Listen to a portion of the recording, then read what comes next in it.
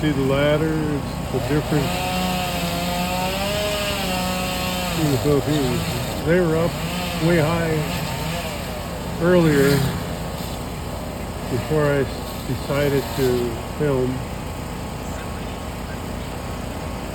Hacking on the trees with machetes.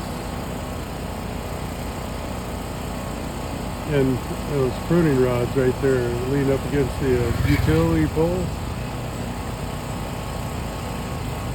Now that they're coming down closer to the stump, they're using chainsaws finally. But they hacked all the rest of that stuff on the ground with machetes.